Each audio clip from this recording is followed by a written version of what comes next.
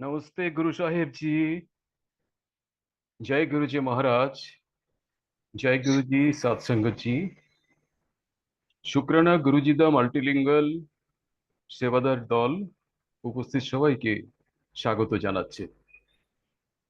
যোগী কথামৃত পাঠক্রম অনুসরণে আজকে আমরা পাঠ করব পরিচ্ছেদ 23 বিশ্ববিদ্যালয়ের ডিগ্রি লাভ, পরিচ্ছেদ 24 সন্ন্যাস লইয়া স্বামী আখ্যা গ্রহণ এবং পরিচ্ছেদ 25 ভ্রাতা অনন্ত ও ভগিনী নলিনী। আজকের এই পাঠক্রমে অংশ নেবেন বর্ণালী ভট্টাচার্য আন্টি। আমি বর্ণালী ভট্টাচার্যকে অনুরোধ করব গুরুজির আজ্ঞা নিয়ে আপনি আজকের পাঠ শুরু করুন। জয় গুরুজি মহারাজ। জয় গুরুজি, শুক্রানা গুরুজি, উপস্থিত সকল সঙ্গতকে জয় গুরুজি। গুরুজি শ্রীচরণে অনন্ত কোটি প্রণাম। গুরুজির আজ্ঞাতে আজ আমি প্রেমাবতার শ্রী শ্রী পরমহংস যোগানন্দ বিরচিত যোগী কথামৃত বইটি পাঠ করতে চলেছি। পাঠের উচ্চারণে কোনো ভুল ত্রুটি হলে গুরুজি ও সঙ্গতজি আমাকে ক্ষমা করিবেন। জয় জয় গুরুজি, শুক্রানা গুরুজি। পরিচ্ছেদ 23 বিশ্ববিদ্যালয়ের ডিগ্রি লাভ। শ্রীরামপুর কলেজের অধ্যাপক ডিসি ঘোষাল ছিলেন খুব কড়া প্রকৃতির মানুষ। একদিন তিনি বললেন, দেখো, তোমার ফিলোসফির পাঠ্যপুস্তক না পড়ে তুমি তাদের অবহেলাই করছো। বোধহয় ভেবেছো যে বিনা পরিশ্রমে তোমার অনুভূতির জোরেই পরীক্ষা পাশ করে যাবে। কিন্তু বাপু, মনে রেখো, খেটে খুঁটে যদি তুমি না পড়ো তাহলে তোমার বিএ পাশ করা কি করে হয় তা আমি দেখব। ব্যাপার হলো, তার ক্লাসের টেস্ট পরীক্ষায় যদি আমি পাশ না করি তাহলে আমার বিশ্ববিদ্যালয়ে পরীক্ষা দেওয়াই দায়ী হবে। কলিকাতা বিশ্ববিদ্যালয়ের শিক্ষা বিভাগ দ্বারা এসব বিধিবদ্ধ। শ্রীরামপুর কলেজ তার এক অনুমোদিত শাখা। বিএ পরীক্ষায় একটি বিষয় অকৃতকার্য হলে পরের বছরে আবার সব বিষয়ে ছাত্রকে পরীক্ষা দিতে হয়। ভারতীয় বিশ্ববিদ্যালয়গুলিতে এই ছিল নিয়ম। শ্রীরামপুর কলেজে আমার প্রফেসররা মজার ছলে আমাকে কতকটা অনুকম্পা করেই রেহাই দিতেন। বলতেন, মুকুন্দ, খুব ধর্মিষ্ঠ হয়ে পড়েছ দেখছি। সংক্ষেপে আমার সম্বন্ধে এটাই ছিল তাদের ধারণা, তাই ক্লাসে কোনো প্রশ্ন করে তারা আর আমায় বিব্রত করতো না। তারা ভেবে রেখেছিল যে টেস্ট পরীক্ষাতে উত্তীর্ণ হতে না পারলেই তো ইউনিভার্সিটির পরীক্ষায় আমায় আর পাঠানো হবে না। আমার সহপাঠীরা আমার নাম দিয়েছিল পাগলা সন্ন্যাসী। সেটাই ছিল আমার সম্বন্ধে তাদের মূল্যায়ন। দর্শন শাস্ত্রে যাতে প্রফেসর ঘোষাল আমায় ফেল করাতে না পারেন তার জন্য একটি চালাকি করে রেখেছিলাম। টেস্ট পরীক্ষার ফল বেরোবে বেরোবে করছে এমন সময় একদিন ক্লাসের একটি ছেলেকে সঙ্গে নিয়ে অধ্যাপকের ঘরে গিয়ে ঢুকলাম। যেতে যেতে তাকে বললাম, আজকে প্রফেসর সাহেবকে কি ঠকানটাই না ঠকাই দেখো, তোমাকে সাক্ষী রাখবার জন্য নিচ্ছি, এসো। ঘরে ঢুকে জিজ্ঞাসা করলাম, আমার পরীক্ষার খাতায় কত নম্বর দিয়েছিলে? তিনি মাথা নেড়ে বিজয় গর্বে বললেন, তুমি পাস টাস করনি হে বাপু, বুঝলে? বলেই ডেস্কের ওপর এক গাদা পরীক্ষার খাতা ফটকাতে শুরু করে দিলেন। খানিক পরেই বললেন, তোমার খাতা এখানে নেই দেখছি, যাক, তুমি নির্ঘাত ফেলই করেছো বুঝতে পারছি, অন্তত পরীক্ষায় হাজির না হয়। আমি হেসে বললাম, স্যার, আমি নিশ্চয়ই দিয়েছি। খাতার বান্ডিলটা আমি একবার দেখতে পারি কি? বিভ্রান্ত প্রফেসর মশাই তো আমার অনুমতি দিলেন। আমি তক্ষুনি খাতাটা টেনে বার করলাম। তাতে শুধু আমার রোল নাম্বার ছাড়া নাম ধাম কিছুই লিখিনি। আমার নামের লাল ধ্বজা সেখানে দেখতে না পেয়ে অধ্যাপক মশাই আমার খাতায় খুব ভালো নম্বরই দিয়েছিলেন, যদিও আমার লেখাতে পাঠ্যপুস্তক থেকে কোনো উক্তি ছিল না। আমার চালাকি টের পেয়ে তিনি গর্জে উঠে বললেন, ও, নেহাতি তোমার ভাগ্য ভালো। তারপর চরম নির্ভরতার সঙ্গে বললেন, ইউনিভার্সিটির পরীক্ষায় তুমি নিশ্চয়ই ফেল করবে, দেখো। টেস্টের সময় অন্যান্য বিষয়ে আমি কিছু কোচিং পেয়েছিলাম, বিশেষত আমার প্রিয় বন্ধু আর খুড়তুতো ভাই খুড়োমশাই সারদা বাবুর ছেলে প্রভাষচন্দ্র ঘোষের কাছ থেকে। তাতে টেস্টের সব পরীক্ষাগুলোতেই পাশ করতে পেরেছিলাম, যদিও অতি কষ্টে কোনো রকম পাস মার্কস রেখে। এইভাবে 4 বছর কলেজে পড়ার পর বিএ পরীক্ষায় বসার যোগ্যতা আমি পেলাম। তবে ওই পরীক্ষা যে পাশ করতেই পারবো এমন আশা ছিল না। বিশ্ববিদ্যালয়ে বিএ পরীক্ষার তুলনায় শ্রীরামপুর কলেজের টেস্ট পরীক্ষা ছেলে খেলা। প্রায় রোজই শ্রী যুক্তেশ্বর গিরিজির কাছে যাওয়া আসা করতাম বলে ক্লাসে যোগ দেবার আর বিশেষ সময় পাইনি। ক্লাসে আমার অনুপস্থিতির চেয়ে আবির্ভাবী ছেলেদের কাছে বেশি বিস্ময় সৃষ্টি করত। আমার প্রতিদিনের রুটিন ছিল সকাল 9:30টার মধ্যে বাইসাইকেলে চড়ে বেরিয়ে পড়া।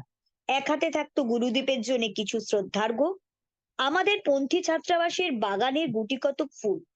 মধুর সম্ভাষণে আপ্যায়িত করে গুরুজি দুপুরে আমায় খেয়ে যেতে বলতেন।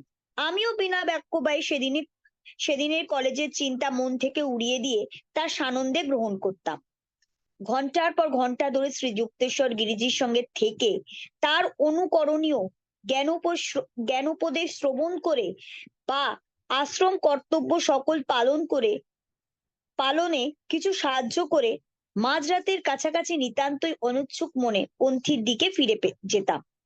মাঝে মাঝে হয়তো বা সারা রাতই কেটে যেত গুরু সঙ্গ লাভে। কথাবার্তার আনন্দে চিত্ত এতই মগ্ন থাকতো যে রাতের অন্ধকার কেটে গিয়ে কখন যে ভোরের আলো ফুটে উঠেছে তাও টের পেতাম। একদিন রাত তখন বোধহয় 11টা। ছাত্রাবাসে ফেরবার উদ্যোগে জুতো পরছি। গুরুদেব গম্ভীরভাবে জিজ্ঞাসা করলেন, তোমার বিয়ে পরীক্ষা কবে থেকে শুরু হচ্ছে? 5 দিন পরে গুরুদেব। সব পড়া তৈরি হয়েছে তো? ভয়ে কাঠ হয়ে দাঁড়িয়ে রইলাম। হাতের জুতো এক হাতেই ধরাই রইল। আপত্তি সুরে বললাম, গুরুদেব আপনি তো জানেন যে প্রফেসরদের চেয়ে আপনারই সঙ্গে আমার পড়ার দিনগুলি কেমন ভাবে কেটেছে। এই রকম শক্ত পরীক্ষা দিতে গিয়ে লোক হাসি কি আর হবে বলুন? শ্রী যুক্তেশ্বর গিরিজির অন্তর্ভেদী দৃষ্টি আমায় বিদ্ধ করলো। কঠিন কণ্ঠে তিনি বললেন, দেখো, আশ্রম জীবনের ওপর তোমার টানের জন্যে তোমার বাবা বা তোমার আত্মীয় স্বজনদের কারোর সমালোচনা করবার কোনো কারণ ঘটাতে আমি দেব না। শুধু প্রতিজ্ঞা করো যে তুমি পরীক্ষায় হাজির হবে, যতটুকু যা ভালো পারো তাই উত্তর দেবে, কেমন? অশ্রুধারা আর বাঁধ মানতে চাইলো না, দুগাল দিয়ে ঝরে পড়তে লাগলো। বুঝলাম যে গুরুদেবের আজ্ঞা অযৌক্তিক, আর তার আগ্রহ আর যাই হোক না কেন নিতান্তই বিলম্বে এসেছে। কাঁদতে কাঁদতেই কোনো মতে উত্তর দিলাম, আপনার যদি ইচ্ছে হয় তবে অবশ্যই পরীক্ষা দেব, কিন্তু ঠিক মতো তৈরি হবার তো আর বেশি সময় নেই গুরুদেব। মনে মনে বললাম, কি আর করব, খাতাগুলির পাতা সব কেবল আপনার উপদেশ লিখেই ভরিয়ে দেব।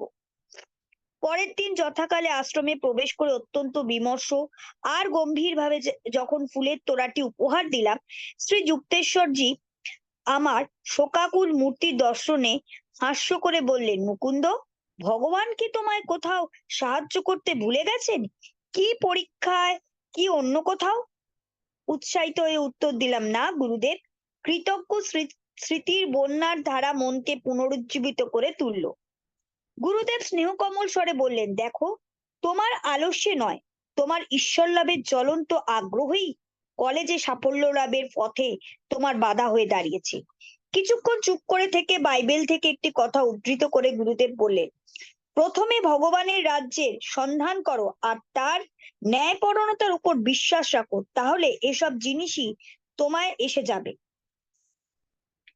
বহুবারের মতো এবারও গুরুদেবের সামনে আমার মনে সব গুরুভার সঙ্গে সঙ্গে অন্তর্নিহিত হলো। সকাল সকাল খাওয়া দাওয়া শেষ হলে পরে তিনি আমায় পন্থীতে ফিরে যেতে বলে জিজ্ঞাসা করলেন, তোমার বন্ধু রমেশচন্দ্র দত্ত কি এখনো তোমাদের ছাত্রাবাসে থাকে? আগে হ্যাঁ, তার কাছে যাও। তোমায় পরীক্ষাতে সাহায্য করবার জন্যে ঠাকুরই তার মনে প্রেরণা জাগিয়ে দেবে, তোমার কোনো ভাবনা নেই। তা যাচ্ছি গুরুজি, কিন্তু রমেশ বড্ড ব্যস্ত, বিয়েতে অনার্স নিয়েছে, বইও আমাদের চেয়ে ঢের বেশি পড়তে হয়। গুরুদেব আমার আপত্তিতে কর্ণপাত না করে বললেন, তোমার জন্য রমেশের ঠিক সময় হবে, দেখো, এখন যাও দেখিনি। বাইসাইকেলে পন্থীতে ফিরলাম। ছাত্রাবাসে ঢুকে প্রথমেই দেখতে পেলাম আমাদের ক্লাসের ভালো ছেলে রমেশকে। আমার অত্যন্ত কুণ্ঠিত অনুরোধে সে বরং খুশি হয়ে বলল, নিশ্চয়ই, তোমার কাজ করে দেব বই কি। সেদিন বিকেলে আর তারপর দিন কতক ধরে কয়েক ঘন্টা করে নানা বিষয়ে সে আমায় পরীক্ষার জন্য প্রস্তুত হতে সাহায্য করে যেতে লাগলো। রমেশ বলল, আমার মনে হয় ইংরেজি সাহিত্যের চাইল্ড হ্যারল্ডের ভ্রমণ পথের বর্ণনা থেকে প্রশ্ন আসতে পারে। আমাদের তো এক্ষুনি একটি মানচিত্র চাই। তাড়াতাড়ি খুড়োমশাই সারদা বাবুর বাড়িতে গিয়ে একটি মানচিত্র সংগ্রহ করে আনলাম। বায়রনের রোমান্টিক ভ্রমণকারী যে পথ দিয়ে গিয়েছিলেন, রমেশ ইউরোপের ম্যাপে পথের সেই জায়গা সব দাগ দিয়ে দিল। রমেশের পড়াবার সময় জনা কতক ছেলে সেখানে জড়ো হয়েছিল। পড়াশোনা শেষে তাদের মধ্যে একজন বলল, রমেশ তোমায় ভুল উপদেশ দিচ্ছে। সাধারণত 50 নম্বর বই থেকে আর বাকি 50 লেখকদের জীবনী থেকে আসে। এরপর যখন ইংরেজি সাহিত্যের পরীক্ষা দিতে বসলাম, প্রশ্নগুলির উপর প্রথম দৃষ্টিপাতেই আমার কৃতজ্ঞশ্রু ঝরে পড়ে পরীক্ষার খাতায় ভিজিয়ে দিতে লাগলো। হলের নিরীক্ষক আমার টেবিলের কাছে এসে সহানুভূতির সঙ্গে কারণকে জিজ্ঞাসা করাতে বললাম, আমার গুরু মহারাজ বলেছিলেন যে রমেশ আমায় পরীক্ষায় খুব সাহায্য করবে। দেখুন, রমেশ আমায় যেসব প্রশ্নগুলি বলে দিয়েছিল ঠিক সেই প্রশ্নগুলি আজ এসে গেছে। আমার বরাত চড়ে ইংরেজি সাহিত্যের লেখকদের সম্বন্ধে প্রশ্ন এবার খুব কমই এসেছে, আর তাদের জীবনী অন্তত আমার কাছে তো তা একেবারেই অজানা।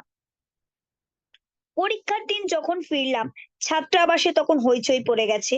যে ছেলেগুলি রমেশের কোচিং নিয়ে ঠাট্টা করছিল তারাই এখন আমার দিকে একটু সম্ভ্রমের চোখে চাইলো। তাদের সোল্লাস অভিনন্দনে কানে তালা লাগবার জোগাড়। পরীক্ষার সপ্তাহে রমেশের সঙ্গে বহু ঘন্টা কাটাতে হতো। সেই সময় সে পরীক্ষকদের কাছ থেকে যেসব প্রশ্ন আসবার সম্ভাবনা সেগুলি বাতলে দিত। দিনের পর দিন রমেশ যে ধরনের প্রশ্ন বলে দিত, মোটামুটি সেই একই ধরনের ভাষায় প্রশ্নগুলি পরীক্ষায় আসছে দেখা যেত। কলেজে একটা হইচই পড়ে গেল যে আলৌকিক গোছরে একটা কিছু ব্যাপার ঘটছে, আর এই উদাসী পাগলা সন্ন্যাসীর সফলতার সম্ভাবনাও যথেষ্ট। আমি অবশ্য এ ঘটনায় কোনো কিছু গোপন রাখবার চেষ্টাই করিনি। প্রশ্নপত্র ইউনিভার্সিটি থেকে এসেছে, কাজে স্থানীয় প্রফেসররা তাকে বদলাতে একেবারেই অক্ষম। ইংরেজি সাহিত্য পরীক্ষার বিষয়ে ভাবতে গিয়ে একদিন সকালে মনে হলো যে আমি একটি অত্যন্ত গুরুতর ভুল করে এসেছি। কতকগুলি প্রশ্ন দুই ভাগে বিভক্ত করা ছিল, এ কিংবা বি আর সি কিংবা ডি। প্রত্যেক ভাগ থেকে একটি করে প্রশ্নের উত্তর না লিখে ভুল করে প্রথম ভাগ থেকে একসঙ্গে দুটো প্রশ্নের উত্তর লিখে দিয়ে এসেছি, আর দ্বিতীয় ভাগটা নজর না দিয়ে ছেড়ে দিয়ে এসেছি। সেই খাতায় খুব জোর 33 নম্বর পেতে পারি, কিন্তু পাস মার্ক হচ্ছে 36। 3 নম্বর কম পড়ছে। দৌড়ালাম গুরুদেবের কাছে আমার দুঃখের কাহিনী তাকে নিবেদন করতে। বললাম, গুরুদেব, আমার তো দেখছি পরীক্ষায় এক অমার্জনীয় অপরাধ ঘটে গেছে। রমেশের মাধ্যমে ভগবানের করুণা পাবার আমি যোগ্য নই। আমি নিতান্তই অনুপযুক্ত। কিচ্ছু ভেবো না মুকুন্দ। শ্রী যুক্তেশ্বরজির কণ্ঠস্বর একেবারে সহজ আর নিরুদ্বিগ্ন। তিনি নীল আকাশের দিকে অঙ্গুলি নির্দেশ করে বললেন, আকাশে চন্দ্র সূর্য তাদের স্থান পরিবর্তন করলেও করতে পারে, কিন্তু পরীক্ষায় তোমায় কেউ ফেল করতে পারবে না, তা দেখে নিও। হিসেবেতে হদিশি পেলাম না যে আমি কি করে পাশ করব। তবু আমি অপেক্ষাকৃত শান্ত মনে আশ্রম ত্যাগ করলাম। সভয় দৃষ্টিতে আকাশের দিকে একবার তাকালাম। দিনমণি তার স্বস্থানে সুদৃঢ়ভাবে সমাসীন, স্থান পরিবর্তনের কোনো লক্ষণই নেই। পন্থীতে পৌঁছাতেই ক্লাসের একটি ছেলের মন্তব্য কানে গেল, এইমাত্র শুনলাম যে এবছর এই প্রথম ইংরেজির পাস মার্ক কমিয়ে দেওয়া হয়েছে। ঝড়ের বেগে সেই ছেলেটি ঘরে প্রবেশ করাতে ছেলেটি তো ভয় পেয়ে আমার দিকে তাকালো। সাগ্রহে সব কথা তাকে জিজ্ঞাসা করলাম। হেসে বলল, ওহে জটাধারী সন্ন্যাসী, তোমার আবার এইসব লেখাপড়ার খবরের হঠাৎ কি দরকার পড়লো? আর এখন কেঁদেই বা কি হবে বলো? তবে একথা সত্যি যে পাস মার্ক 33-এ নামিয়ে দেওয়া হয়েছে। আনন্দে লাফাতে লাফাতে আমার ঘরে ফিরে এসে নতজানু হয়ে সেই পরম করুণাময়ীকে পাস মার্কের ঠিক অঙ্কটি পূরণ করে দেওয়াতে অন্তরের অন্তঃস্থল হতে উচ্ছ্বাসিত কৃতজ্ঞতা ভরে ভক্তিতে প্রণাম জানালাম। রমেশের ভিতর দিয়ে একটি আধ্যাত্মিক শক্তি যে কাজ করেছে তা প্রতিদিন অতি পরিষ্কার ভাবে বুঝতে পেরে আমি পুলকে রোমাঞ্চিত হয়ে উঠতাম। বাংলা পরীক্ষার ক্ষেত্রে কিন্তু একটি অভূতপূর্ব ব্যাপার ঘটেছিল। রমেশ কিন্তু বাংলার বিষয়ে আমায় কোনো সাহায্য করেনি। একদিন সকালে বোর্ডিং হাউস ছেড়ে বেরিয়েছি পরীক্ষার হলের দিকে যাব বলে। রমেশ আমাকে পিছন থেকে ডাকলো। ক্লাসের একটি ছেলে অধৈর্য হয়ে আমায় বলল, ওই দেখ, রমেশ তোমায় ডাকছে। আর ফিরে কাজ নেই, তাহলে পরীক্ষার হলে পৌঁছাতে দেরি হয়ে যাবে। তার পরামর্শ উপেক্ষা করে আবার বাড়ির দিকে ছুটলাম। রমেশ বলল, বাঙালি ছেলেদের কাছে বাংলাটা পাশ করা মোটামুটি সহজ, কিন্তু আমার এইমাত্র কি মনে হচ্ছে জানো, এবছর পরীক্ষকরা মতলব করেছে যে অবশ্য পাঠ্য বই থেকে প্রশ্ন দিয়ে ছেলেদের একেবারে ফাঁসিয়ে দেবেন। বন্ধুবর, তারপর ঊনবিংশ শতাব্দীর লোকহিতৈষী দয়াসাগর বিদ্যাসাগর মহাশয়ের জীবনী থেকে দুটি গল্প সংক্ষেপে বিবৃতি করলো। রমেশকে ধন্যবাদ দিয়ে তাড়াতাড়ি বাইসাইকেলে চেপে কলেজের হলের দিকে দৌড়ালাম। বাংলা পরীক্ষার প্রশ্নপত্রে দুটি অংশ ছিল। প্রথম প্রশ্ন ছিল, বিদ্যাসাগর মহাশয়ের দয়ার দুইটি উদাহরণ লেখো। সবে মাত্র শোনা গল্প দুটি লিখতে লিখতে মনে মনে অসংখ্য ধন্যবাদ দিলাম এই জন্যে যে রমেশের শেষ মুহূর্তের ডাক আমি শুনে আমি কি ভালোই না করেছি। বিদ্যাসাগর মহাশয় করুণার শেষ পর্যন্ত আমিও এর অন্তর্গত বিষয় যদি না জানতাম, তাহলে বাংলায় আমার পাশ করাই দুর্ঘটনা হতো। দ্বিতীয় প্রশ্ন ছিল, যে ব্যক্তি তোমার সবচেয়ে বেশি অনুপ্রাণিত করেছে তার বিষয়ে একটি রচনা লেখো। পাঠক মহাশয় রচনার বিষয়ে কার নাম নির্বাচন করেছিলাম তা বোধহয় আর এখন বলে দিতে হবে না। পাতার পর পাতা যখন আমি গুরুর প্রতি শ্রদ্ধা নিবেদনে ভরিয়ে তুলেছিলাম, তখন আমি মনে মনে এই ভেবে হাসলাম যে আমার এই স্বগত ভবিষ্যৎবাণী ফলে যাচ্ছে। পরীক্ষার খাতায় সব পাতা আপনার উপদেশে ভরিয়ে তুলব। ফিলোসফির বিষয়ে আর রমেশকে বিশেষ কোনো প্রশ্ন করিনি। শ্রী যুক্তেশ্বর গিরিজির অধীনে দীর্ঘকাল শিক্ষা লাভ করে আমি পাঠ্যপুস্তকের ব্যাখ্যা নিশ্চিন্তে পরিত্যাগ করেছিলাম। সবচেয়ে বেশি নম্বর পেয়েছিলাম ওই ফিলোসফিতেই, আর বাকি সব বিষয়ে অতি কষ্টে কেবলমাত্র পাস মার্ক রাখতে পেরেছিলাম। আর আমি অত্যন্ত আনন্দের সঙ্গে জানাচ্ছি যে আমার নিঃস্বার্থ বন্ধু রমেশচন্দ্র তার ডিগ্রি খুব উচ্চ প্রশংসার সঙ্গেই লাভ করেছিল। গ্রাজুয়েট হতে পেরেছি দেখে পিতার মুখ হাসিতে উৎফুল্ল হয়ে উঠল। তিনি স্বীকার করেছিলেন, মুকুন্দ, তুমি তোমার গুরুর সঙ্গে এত সময় কাটাও যে আদৌ তুমি যে পাশ করতে পারবে তা মোটেও ভাবতে পারিনি। গুরুদেব কিন্তু পিতার নীরব ভর্ৎসনা ঠিকই ধরতে পেরেছিলেন। বহু বছর ধরে আমার মনে একটি অনিশ্চয়তা ছিল, আমার নামের পিছনে বিয়ে অক্ষর দুটি কখনো দেখতে পাবো কিনা। অক্ষর দুটি বসাতে গিয়ে আমি সর্বদাই ভাবি এ হলো ভগবানের দান। কি কারণে তিনি আমায় দিয়েছেন তা যেন অনেকটা রহস্যাবৃত। মাঝে মাঝে আমি কলেজের ছেলেদের কাছ থেকে শুনি যে গ্রাজুয়েট হবার পর তাদের মুখস্থ বিদ্যা অতি অল্পই অবশিষ্ট আছে। আমায় লেখাপড়া অসম্পূর্ণতার অবশ্য এই স্বীকারোক্তি অনেকটাই আমায় সান্ত্বনা দেয়। কলকাতা বিশ্ববিদ্যালয় হতে 1915 সালের জুন মাসে যেদিন ডিগ্রি নিয়ে এলাম, সেদিন গুরুদেবের জীবন হতে অজস্র আশিস ধারা আমার জীবনের ওপর ঝরে পড়েছে বলে কৃতজ্ঞতায় তার চরণে নতজানু হয়ে প্রণাম করে এলাম। তিনি পরিতুষ্ট হয়ে বললেন, ওঠো ওঠো মুকুন্দ। ঠাকুর দেখলেন যে চন্দ্র সূর্যের গতি বদলানোর হাঙ্গামার চেয়ে তোমায় গ্রাজুয়েট বানিয়ে দেওয়াটাই ঢের সহজ, তাই তোমায় গ্রাজুয়েটই করে দিলেন। অধ্যায় 23, পরিচ্ছেদ সমাপ্ত। পরিচ্ছেদ 24, সন্ন্যাস লইয়া স্বামী আখ্যা গ্রহণ করা। বহু দিনের আশা হৃদয়ে বহন করে একদিন গুরুদেবকে বললাম, গুরুদেব, বাবার একান্ত ইচ্ছা যে বেঙ্গল নাগপুর রেলওয়েতে একটি কর্মকর্তার পদ গ্রহণ করি। আমি কিন্তু তা একেবারে প্রত্যাখ্যান করে এসেছি। আপনি কি আমায় সন্ন্যাস দেবেন না? বলে অত্যন্ত কাতর নয়নে তার দিকে চেয়ে রইলাম। আগেও বরাবরই তিনি আমায় এ অনুরোধ এড়িয়ে এসেছেন আমার মনে দৃঢ়তা পরীক্ষা করবার জন্য। আজকে কিন্তু তিনি প্রসন্ন হাসি হাসলেন।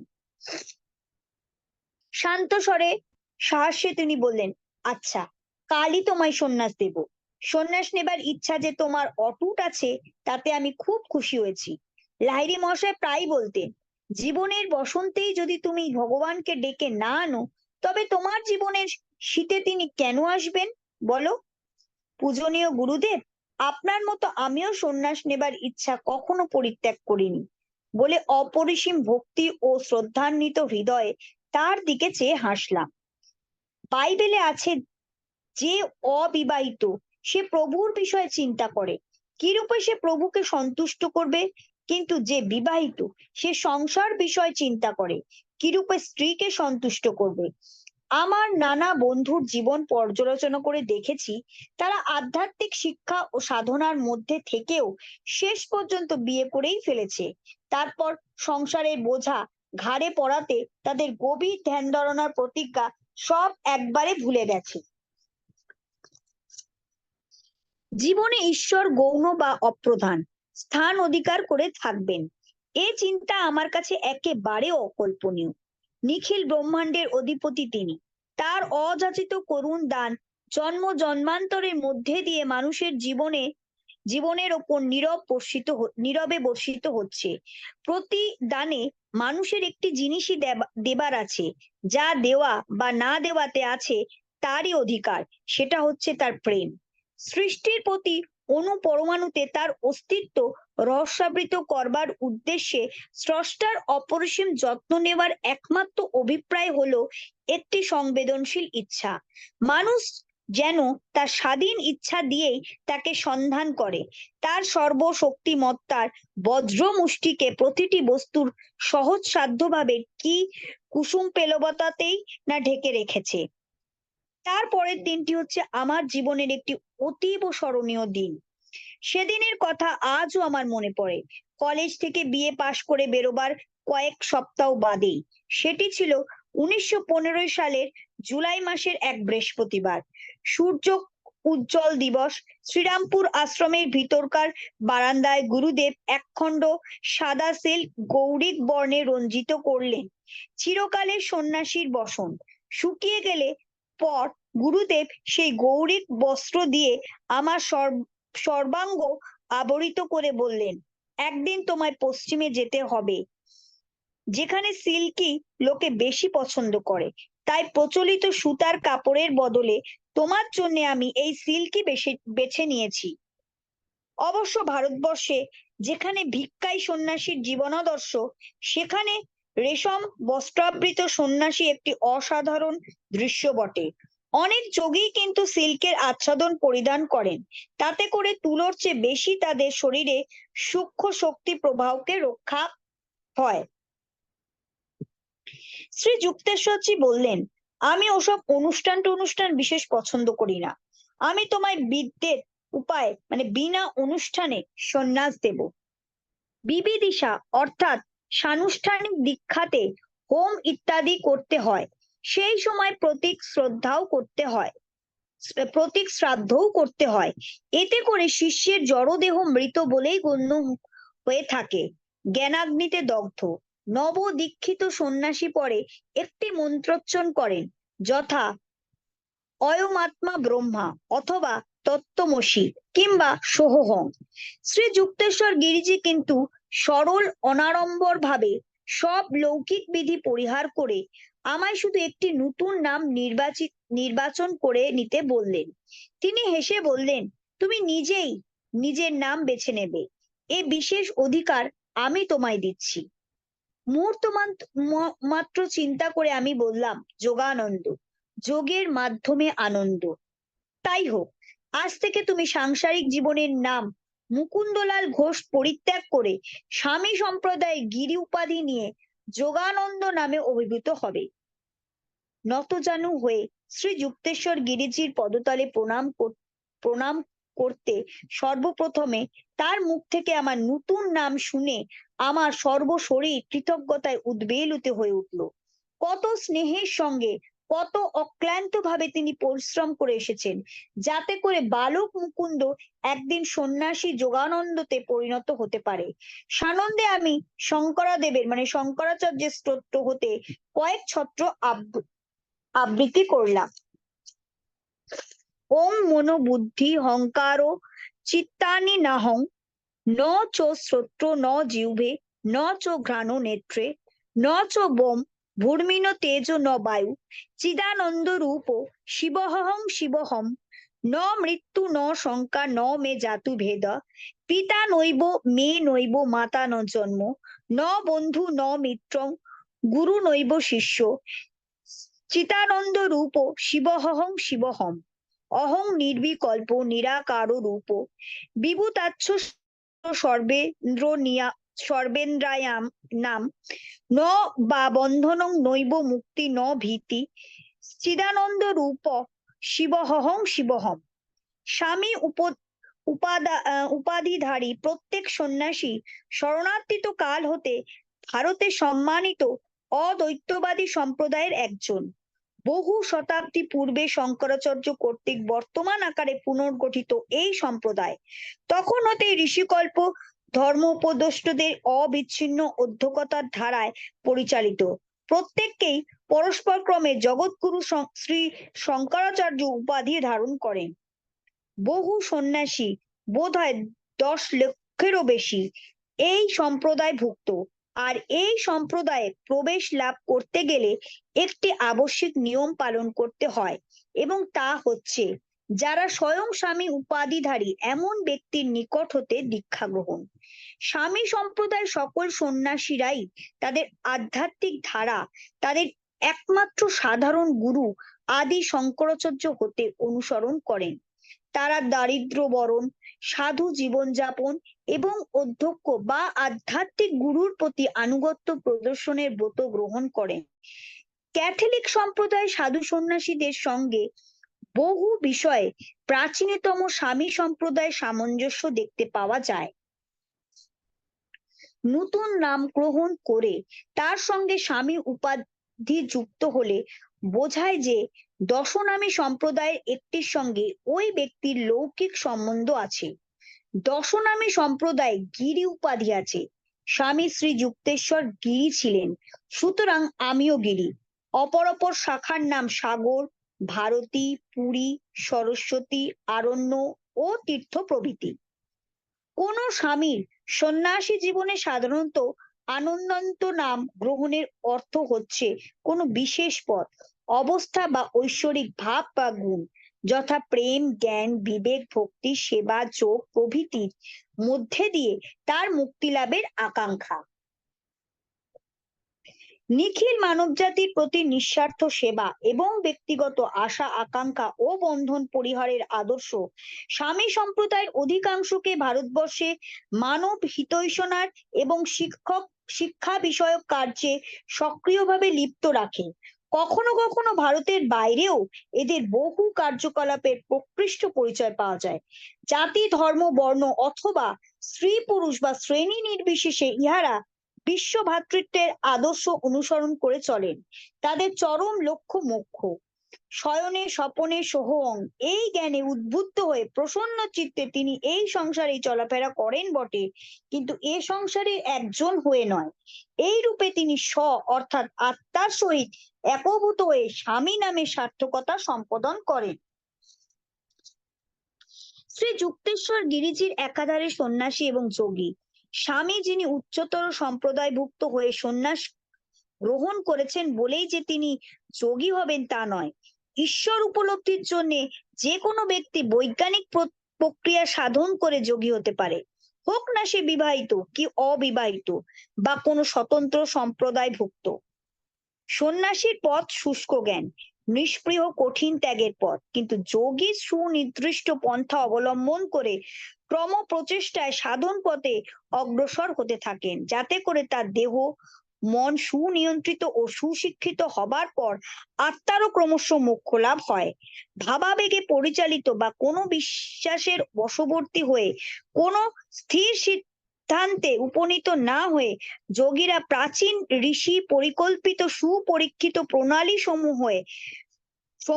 প্রণালী সমূহ অবলম্বনে যোগ প্রক্রিয়া সাধন করেন।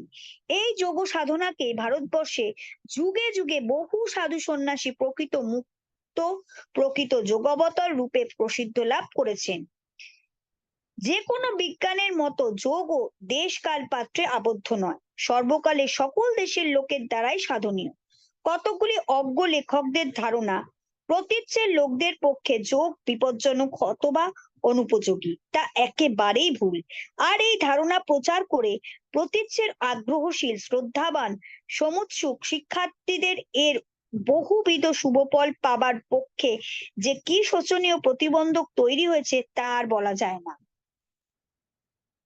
সকল দেশের সকল জাতির মানুষের মনে যে চিন্তাধারার উচ্ছৃঙ্খলতা, যা তার আপন স্বরূপের পরিচয় নিতে গেলে সমানভাবে সকলেরই পক্ষে প্রতিবন্ধকতা সৃষ্টি করে, সেই উচ্ছৃঙ্খল চিন্তার রাশিকে সংযত করার, সুনিয়ন্ত্রিত করার বিধি নিবদ্ধ প্রণালীর নামই হচ্ছে যোগ। সূর্যলোকের উপকারিতার মতো যোগও প্রাচী ও প্রতীচী, উভয় বিশ্বের লোকেদের পক্ষে সমভাবে উপকারী। অধিকাংশ মানুষের চিন্তা উচ্ছৃঙ্খল ও উৎকল্পনাশ্রয়ী। এইখানে মনোসংযমের বিজ্ঞান যোগের বিশেষ প্রয়োজন দেখা যায়। মহর্ষি পতঞ্জলি বলে গেছেন, যোগ চিত্তবৃত্তি নিরোধ। হিন্দু স্বরদর্শনের মধ্যে তার সংক্ষিপ্ত অথচ গভীর পাণ্ডিত্যপূর্ণ রচনা যোগসূত্র হচ্ছে অন্যতম। প্রতীচ্যের দর্শন শাস্ত্রের সহিত তুলনামূলক আলোচনায় দেখা যায় যে হিন্দুর স্বরদর্শনে শুধু তাত্ত্বিক বিষয়ের আলোচনায় যে আছে তা নয়, তার সাধনার ব্যবহারিক প্রণালীও প্রদর্শিত হয়েছে। দার্শনিক তত্ত্ববিদ্যার সর্ববিধ সম্ভাব্য প্রশ্নের অনুসন্ধানের পর 6টি দর্শনে 6 প্রকারের সুনির্দিষ্ট বিধি প্রদর্শিত হয়েছে, যাদের উদ্দেশ্য হচ্ছে দুঃখের চিরতরে নিবৃত্তি আর পরমানন্দ লাভ। পরবর্তী উপনিষদ সমূহ এই মতই পোষণ করে যে স্বরদর্শনের মধ্যে যোগসূত্রতেই পরম সত্যের প্রত্যক্ষ উপলব্ধির জন্য সর্বাপেক্ষা ফলপ্রদ উপায় আছে। যোগ প্রণালীর সক্রিয় সাধনে মানুষ চিরতরে নিষ্ফল অনুমানের ক্ষেত্র পরিহার করে সেই পরম তত্ত্বের সাক্ষাৎ অনুভূতি লাভ করতে পারে। পতঞ্জলি যে অষ্টাঙ্গ যোগের বিষয় বর্ণনা করে গেছেন তার মধ্যে 1 চম হচ্ছে সত্য ব্রহ্মচর্য, আর 2 নিয়ম হচ্ছে দেহ ও মনের শৌচ, সর্বসন্তোষ, তপ এবং ঈশ্বরীয় এই গুরু ভক্তি। তারপর 3 আসন, মেরুদণ্ড ঋজু আর শরীর দৃঢ় ও স্থিরভাবে রেখে ধ্যানের জন্য নিশ্চল ভাবে আর আরামে উপবেশন করাকে আসন বলে। 4 প্রাণায়াম, সূক্ষ্ম প্রাণ শক্তির নিয়ন্ত্রণ। প্রাণায়ামের পর 5 প্রত্যাহার, অর্থাৎ ইন্দ্রিয় গ্রাহ্য বিষয় হতে মনকে দূরে রাখা। তারপরে 4টি অঙ্গই হচ্ছে প্রকৃত যোগের অঙ্গ, যথা 6 ধারণা, মনকে একমুখী চিন্তায় নিবিষ্ট রাখা। 7 ধ্যান মানে চিন্তা। তারপর 8 সমাধি। এই অষ্টাঙ্গ যোগ সাধনের পর কৈবল্য প্রাপ্তি হয়। যোগীর সকল শক্তির অতীত সত্য উপলব্ধি ঘটে। কেউ কেউ হয়তো জিজ্ঞাসা করতে পারেন, আচ্ছা সন্ন্যাসী বড় না যোগী বড়? বলা বাহুল্য, কৈবল্য প্রাপ্তি ঘটলে বা ঈশ্বর সাযুজ্য লাভ হলে আর পথের বিভিন্নতার কোনো গুরুত্বই থাকে না, সবই তখন অদৃশ্য হয়।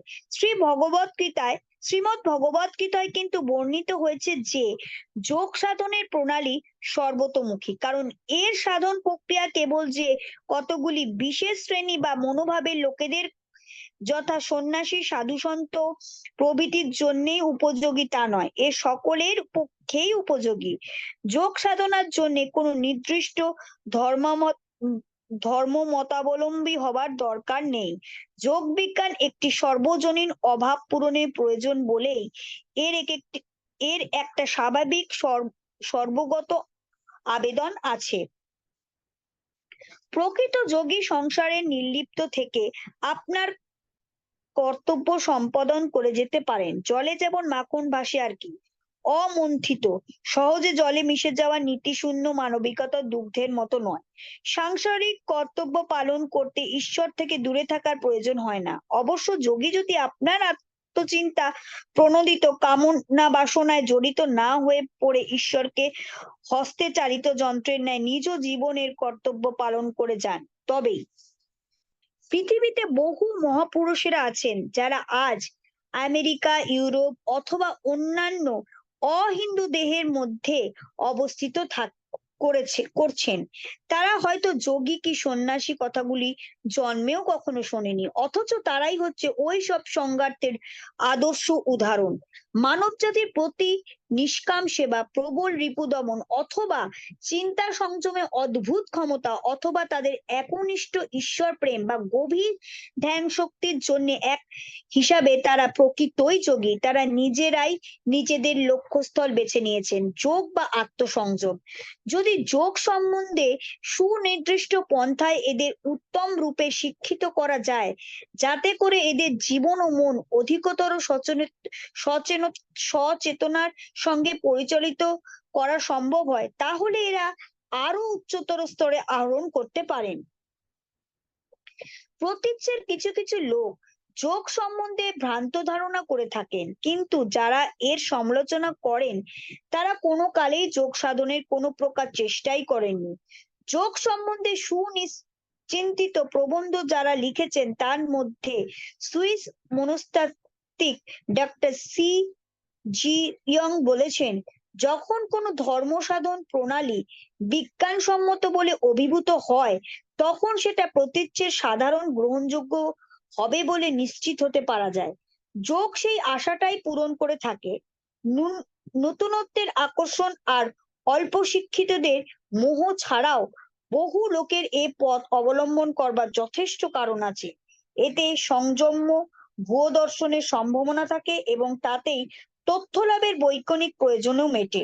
আর তাছাড়া এর ব্যাপকতা ও গভীরতা, এর প্রাচীনত্ব, এর মত ও পথ যেখানে জীবনের সকল স্তরের উপর অধিকার বিস্তার করেছে, সেখানে এর স্বপ্নাতীত সম্ভাবনা আছে। ধর্মই হোক আর আধ্যাত্মিক সাধনই হোক, সকলের মধ্যেই একটি মনস্তাত্ত্বিক নিয়মাবর্তিতা আছে, যার মানে হচ্ছে এ একটি মানসিক স্বাস্থ্য গঠন প্রণালী। কেবলমাত্র বিবিধ শারীরিক যোগ কৌশলও শরীর স্বাস্থ্য সূচনা করে, যা সাধারণত জিমন্যাস্টিক জাতীয় শরীর ক্রীড়া কৌশল এবং শ্বাস প্রশ্বাসের সংযম সাধন প্রণালীর চেয়েও উন্নতর। যেহেতু এ শুধু যে শারীরিক, যান্ত্রিক বা বৈজ্ঞানিক তা নয়, এর মধ্যে আধ্যাত্মিক ভাবও আছে। শরীরের অংশবিশেষের সাধনায় এ তাদেরকে পরিপূর্ণ আত্মার সঙ্গে একভূত করে। এর প্রত্যক্ষ উদাহরণ পাওয়া যায় প্রাণায়ামে। প্রাণায়াম সাধন শুধু যে শ্বাস প্রশ্বাসের গতি নিয়ন্ত্রণ করে প্রাণ শক্তি সংযম করাকে বোঝায় তা নয়, শ্বাসের সঙ্গে যে প্রাণ বিশ্ব প্রাণের সঙ্গে জড়িত তার সাধনা করাকেও বোঝায়। যোগ যে মূল ভাবের উপর প্রতিষ্ঠিত, তার অনুসরণ বিনা যোগ সাধন কল্পনা করা যায় না, আর তা করাও নিরর্থক। যোগে শারীরিক আর আধ্যাত্মিক ভাব অঙ্গাঙ্গি ভাবে জড়িত হয়ে এক অপূর্ব সুসামঞ্জস্যতা আর আনয়ন করে। প্রাচ্যে যেখানে এইভাবে ভাব দ্বারা আর প্রক্রিয়া উৎকর্ষ সাধন হয়েছে, আর যেখানে সহস্র সহস্র বৎসরের প্রচলিত অখণ্ড প্রথায় প্রয়োজনীয় আধ্যাত্মিক ভিত্তি গঠিত হয়েছে, সেখানে আমার বিশ্বাস যোগই হচ্ছে সম্পূর্ণ ও বিধিসম্মত প্রণালী, যার দ্বারা শরীর আর মনের এমন একটি একীভবন সাধিত হয় যার উপর আর কোনো প্রশ্নই করা চলে না। ওই ঐক্য এমন একটি মনস্তাত্ত্বিক অবস্থার সৃষ্টি করে যাতে করে এমন এক অপরোক্ষ অনুভূতি জন্মায় যা চেতনাকে অতিক্রমণ করে। পাশ্চাত্যে সেই দিন আর বেশি দূরে নয় যেদিন আত্মসংযমের অন্তর্বিজ্ঞান বহিঃপ্রকৃতিতে জয় করার বৈজ্ঞানিক প্রচেষ্টারই মতো একান্ত আবশ্যক হয়ে উঠবে। নতুন আণবিক যুগে দেখা যাবে যে জড় পদার্থ যে আসলে ঘনীভূত শক্তি। এই বৈজ্ঞানিক অবিসম্বিত সত্যে মানুষের মন আরো স্থির, প্রশান্ত, প্রশস্ত আর বিস্তৃততর হবে। মানব মনের সূক্ষ্ম শক্তি প্রস্তর বা ধাতুর মধ্যে যেসব আণবিক শক্তি নিহিত আছে তার চেয়েও প্রবলতর শক্তির সৃষ্টি করতে পারে এবং তা করবেও, নচেৎ জড় আণবিক শক্তির দানব সারা পৃথিবীর উপর তার নির্মম ধ্বংসের তাণ্ডব লীলা শুরু করে দেবে। আণবিক বোমার বিষয়ে মানব জাতির উদ্বেগের একটি পরোক্ষ সুফল হবে এই যে যোগবিজ্ঞান সম্বন্ধে ব্যবহারিক আগ্রহ বর্ধিত হবে, যা প্রকৃতপক্ষেই এক বোম প্রতিরোধী আশ্রয় হবে। পরিচ্ছেদ 24 সমাপ্ত। জয় গুরুজি। 25 পরিচ্ছেদ। ভ্রাতা অনন্ত ও ভগিনী নলিনী। একদিন সকালে গভীর ধ্যানে বসে আছি, হঠাৎ যেন এই সাংঘাতিক কথাগুলি অন্তরের অন্তঃস্থলে ভেসে এলো। অনন্তদা আর বেশি দিন বাঁচবে না, এই জীবনে তার কর্ম শেষ হয়ে এসেছে। সন্ন্যাস গ্রহণ করবার অল্প কিছুদিন পরেই আমি আমার জন্মস্থান গোরখপুরে জ্যেষ্ঠ ভ্রাতা অনন্তদার বাড়িতে গিয়ে উঠেছিলাম। হঠাৎ অসুখ হয়ে পড়াতে অনন্তদা শয্যাশায়ী হয়ে পড়লেন। প্রাণপণে আমি তার সেবা করতে লাগলাম। মনের মধ্যে এই গুরুতর কথা আর আবির্ভাব মনের মধ্যে এই গুরুতর কথার আবির্ভাবে অন্তর শোকে পরিপূর্ণ হয়ে উঠলো। ভাবলাম আমার অসহায় দৃষ্টির সামনে থেকে দাদাকে তুলে সরিয়ে নিয়ে যাবে, এ দৃশ্য আমি দেখতে পারবো না। কাজেই গোরখপুরে আর বেশি দিন থাকা উচিত হবে না। আত্মীয় স্বজনদের হৃদয়হীন আর তীক্ষ্ণ সমালোচনা সত্ত্বেও প্রথম যে জাহাজ পেলাম তাতেই ভারতবর্ষ ত্যাগ করলাম। বার্মা হতে চীন সমুদ্র দিয়ে জাহাজ জাপানের দিকে চললো। জাপানে কোবে শহরে নামলাম মাত্র কয়েকদিনের জন্য। শহর বেরিয়ে দেখবার মতো তখন ঠিক মনের অবস্থা ছিল না। ভারতবর্ষে ফেরবার পথে জাহাজ সাংহাইয়ে থামলো। সেখানে জাহাজের চিকিৎসক ডক্টর মিশ্র আমাকে নানাবিধ দুষ্প্রাপ্য শিল্প সামগ্রীর দোকান ঘুরে ঘুরে দেখাতে লাগলেন। শ্রী যুক্তেশ্বর গিরিজি আমার পরিবার আর বন্ধু বান্ধবদের জন্য সেখান থেকে কিছু কিছু পছন্দসই উপহার কিনলাম। অনন্তদার জন্য খুব চমৎকার কাজ করা বাঁশের তৈরি একটি জিনিস কিনলাম। চীনা দোকানদারটি আমার হাতে জিনিসটি তুলে দেবার সঙ্গে সঙ্গেই মেঝের ওপর সেটা হাত থেকে পড়ে যেতে দেখেই চেঁচিয়ে বলে উঠলাম, হায় হায়, কার জন্যে এখনো এই জিনিস কিনছি? দাদা তো মারা গেছেন। একটা বেশ সুস্পষ্ট অনুভূতি এলো যে দেহ হতে অনন্তদার আত্মার উৎক্রমণ এখন শুরু হয়েছে। স্মৃতিচিহ্নটি ইঙ্গিতপূর্ণভাবে ফেটে টুকরো টুকরো হয়ে গেল। একটা দারুণ অমঙ্গলের চিহ্ন। ক্রন্দনোদ্বলিত হৃদয়ে সেই বংশখণ্ডের উপরিভাগে লিখলাম, আমার প্রিয় অনন্তদার জন্যে, যিনি এক্ষণে পরপারে। আমার সঙ্গী সেই ডাক্তারবাবু কিন্তু সবই দাঁড়িয়ে দাঁড়িয়ে দেখছিলেন, মুখে তার বিদ্রুপের হাসি। তিনি বললেন, আপনার কান্না এখন থামান দেখি। মিছিমিছি কাঁদছেন কেন বলুন তো? যতক্ষণ না নিশ্চিত হচ্ছেন যে সত্যিই তিনি মারা গেছেন ততক্ষণ বৃথা চোখের জল ফেলে লাভ কি? কলকাতা এসে জাহাজ ফিরলো। ডাক্তার মিশ্রও সঙ্গে এলেন। আমার ছোট ভাই বিষ্ণু জাহাজ ঘাটে আমায় অভ্যর্থনা করার জন্য উপস্থিত। কোনো কথা বলবার আগেই আমি বিষ্ণুকে বললাম, আমি জানি যে অনন্তদা চলে গেছেন। আচ্ছা, আমায় আর এই ডাক্তার বাবুকে বলো তো, ঠিক কখন দাদা মারা গেলেন? বিষ্ণু একটি তারিখের উল্লেখ করলো। তারিখটা হচ্ছে সংখ্যায় যেদিন সেই বাসের জিনিসটা কিনছিলাম ঠিক সেই দিনই। ডাক্তারবাবু বলে উঠলেন, দেখুন, এ নিয়ে আর বেশি কথা বলে লাভ নেই।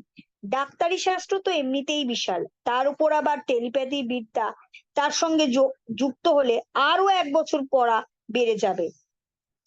বাড়িতে ঢুকতেই পিতা সস্নেহে আমায় আলিঙ্গন করে স্নেহ কমল স্বরে শুধু দুটো কথাই বললেন, তুমি এসেছো। দুটো বড় বড় অশ্রুবিন্দু তার চোখ দিয়ে গড়িয়ে পড়লো। সাধারণত তিনি বাইরে ভাবাবেগ বিহীন, কিন্তু আমার প্রতি তার স্নেহের আতিশয্যের এমন বহিঃপ্রকাশ তিনি আগে আর কখনো দেখাননি। পিতা বাইরে কঠিন প্রকৃতির হলেও অন্তরে ছিল তার মায়ের মতো কোমল স্নেহ বিগলিত মন। পারিবারিক সকল ব্যাপারে তার এই অপূর্ব সুন্দর দ্বৈত পিতৃমাতৃভাবের প্রকাশ দেখতে পাওয়া যেত। অনন্তদার মৃত্যুর স্বল্পকাল পরেই আমার কনিষ্ঠ ভগিনী নলিনী দৈব শক্তি বলে মরণের মুখ থেকে ফিরে এসেছিল। ঘটনাটা বলবার আগে এখানে আমাদের বাল্য জীবনের কতগুলি ব্যাপারের উল্লেখ করা প্রয়োজন। শৈশবে নলিনী আর আমার মধ্যে খুব মধুর সম্বন্ধ ছিল না। আমি তো রোগা ছিলামই, সে ছিল আরো রোগা। কোনো এক অজ্ঞাত কারণে বিজ্ঞানীরা যা সহজেই আবিষ্কার করতে পারবেন, আমি প্রায় তার অস্থি চর্মসার দেহ নিয়ে উপহাস করতাম। সেও ছেলে মানুষই চাচাছোলা সোজা উত্তর দিত। কখনো কখনো মা বয়সে বড় বলে আমারই কান মুলে দিয়ে আমাদের ছেলে মানুষই ঝগড়া থামিয়ে দিতেন। স্কুলে পড়া শেষ হলে পর ডাক্তার পঞ্চানন বসু নামে কলকাতার একটি তরুণ ডাক্তারের সঙ্গে নলিনীর বিবাহ কথাবার্তা পাকা হলো। যথাকালে বিবাহের বিরাট আয়োজন শুরু হলো। বিবাহ হলো আমাদের কলকাতার বাড়িতেই। বাসর ঘরে একদল আনন্দমুখর আত্মীয় স্বজনের সঙ্গে গিয়ে জুটলাম। সোনালী জরির কাজ করা প্রকাণ্ড এক তাকিয়ার ওপর ভর দিয়ে বর বসে, পাশে নলিনী। কিন্তু হায়, খুব দামি জরির কাজ করা ময়ূরপঙ্খী রঙের সিল্কের শাড়িও তার অস্থি চর্মসার দেহটিকে ঢেকে দিতে পারেনি।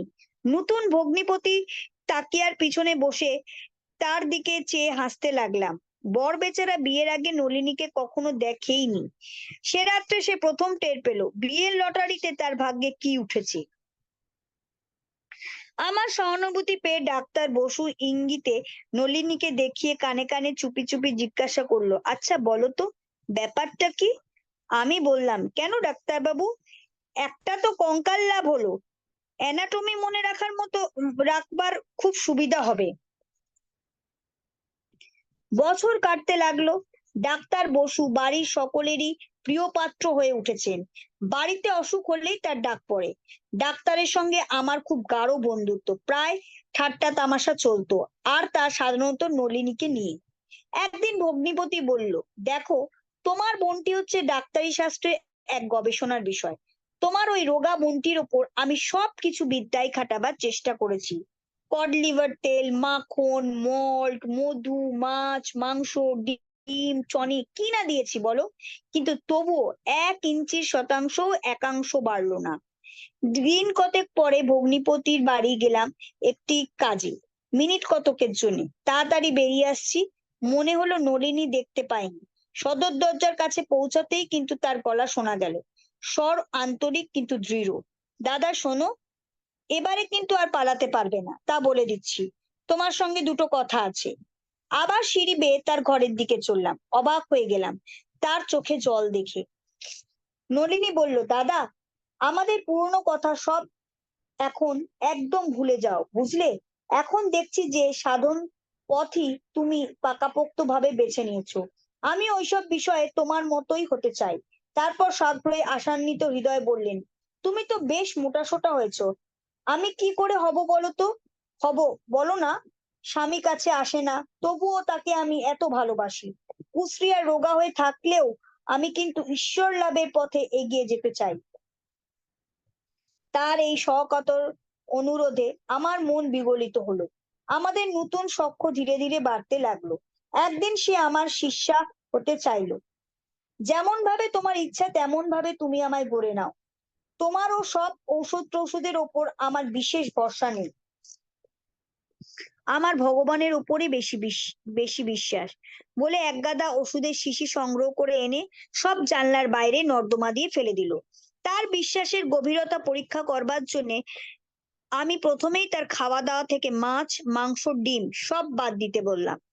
মাস কতক পরে এর মধ্যে নলিনী আমার নির্দিষ্ট নানা রকম ব্যবস্থা খুব নিষ্ঠার সঙ্গে পালন করেছে, আর নানা অসুবিধার মধ্যেও নিরামিষ আহার বজায় রেখে এসেছে।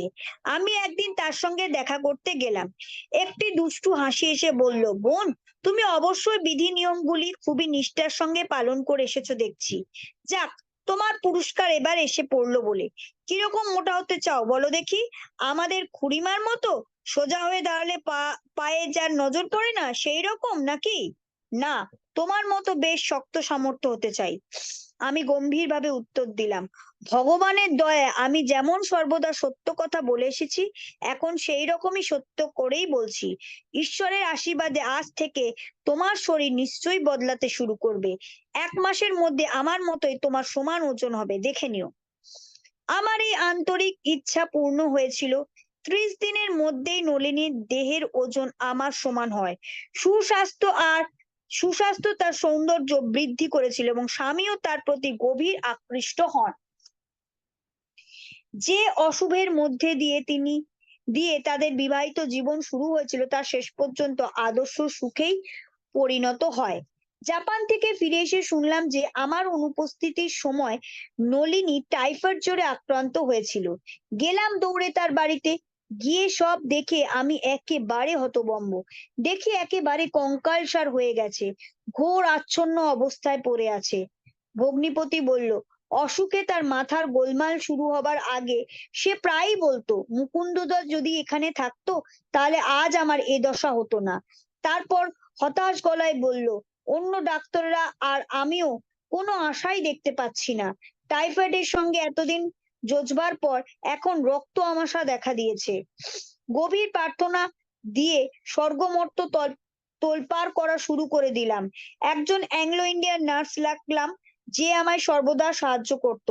রোগ নিরাময়ের বিধি যৌগিক প্রণালী ভগ্নির ওপর প্রয়োগ করতে লাগলাম। রক্ত আমাশয় সেরে গেল। কিন্তু ডাক্তার বসু সখেদে মাথা নেড়ে বলল, যতই করো না কেন, কিন্তু ওর শরীরে তো আর এক ফোঁটাও রক্ত নেই, কি করে যে সেরে উঠবে সেটাই তো মহা ভাবনা।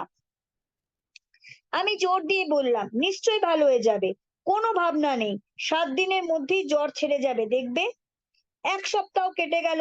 দেখে ভারী আনন্দ হলো, নলিনী চোখ মেলে চাইছে আর আমার দিকে সস্নেহে তাকিয়ে আছে। চিনতে পারলো। সেই দিন থেকে তার আরোগ্য লাভে দ্রুত গতিতে অগ্রসর হতে লাগলো। স্বাভাবিক স্বাস্থ্য ফিরে পেলেও তার এই মারাত্মক রকমের অসুখের একটি সাংঘাতিক চিহ্ন কিন্তু রয়ে গেল। তার পা দুটি পক্ষাঘাতগ্রস্ত হয়ে পড়লো। দেশি বিলাতি সব ডাক্তারেরা বলে গেলেন যে চির জন্ম খোড়া হয়েই তাকে থাকতে হবে, সারবার আর কোনো আশা নেই। তার প্রাণ বাঁচাবার জন্য জীবন মরণ যুদ্ধ যা আমি প্রার্থনার বলে শুরু করেছিলাম, তাতে আমায় একেবারে ক্লান্ত আর শক্তিহীন করে তুলেছিল।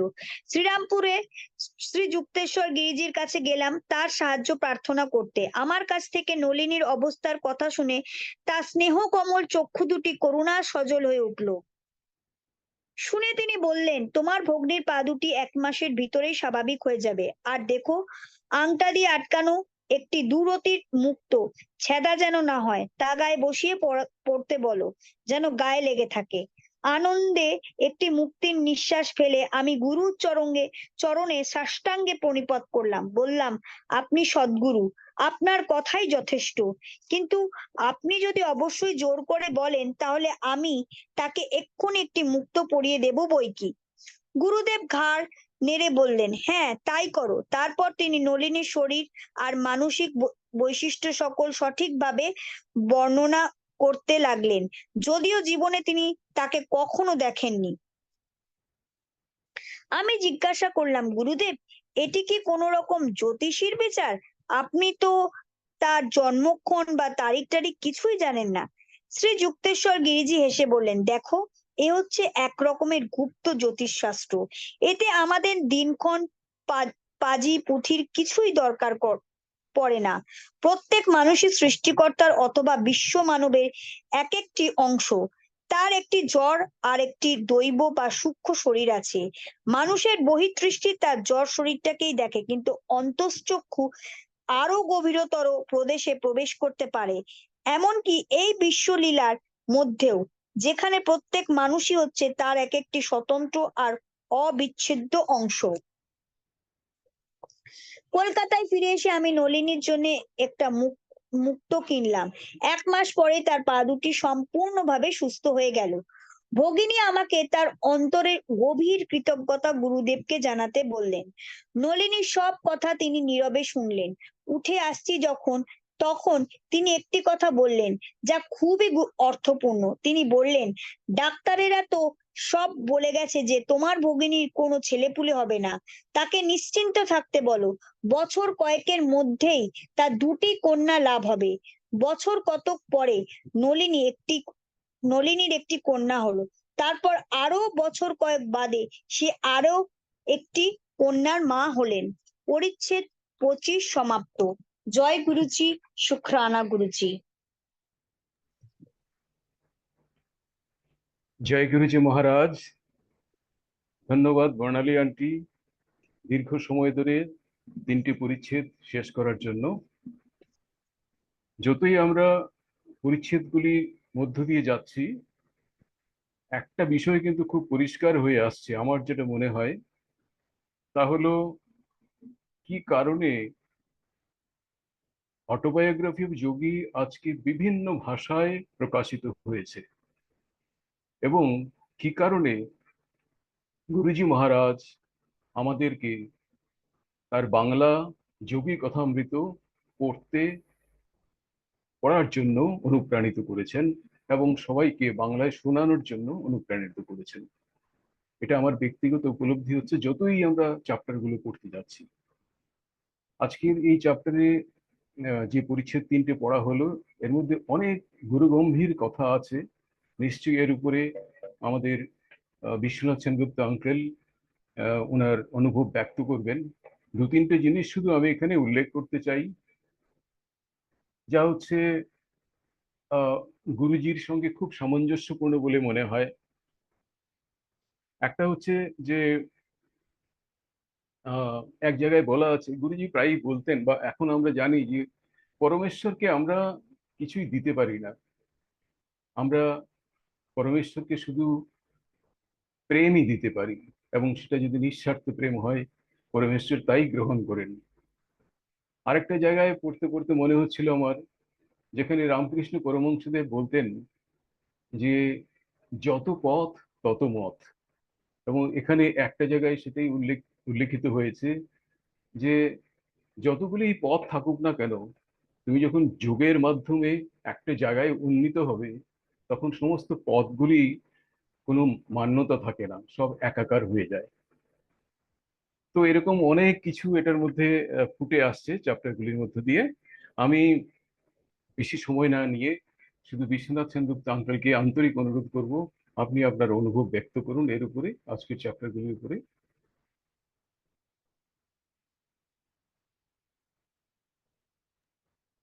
জয় গুরু জয়।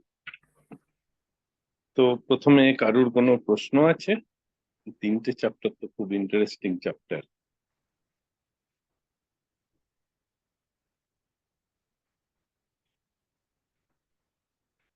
কারো কোনো প্রশ্ন আছে কি?